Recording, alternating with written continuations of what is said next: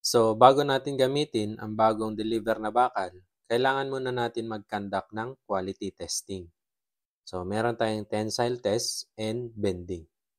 So, kailangan lang natin ng isang set for every 10 kilogram na bakal.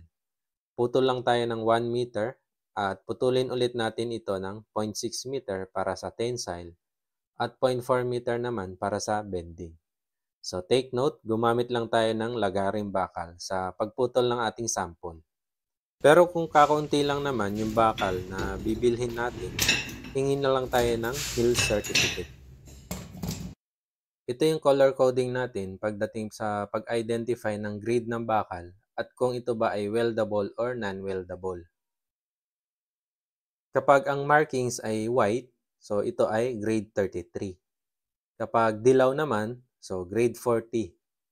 Kapag green o berde, so ibig sabihin grade 60 yan.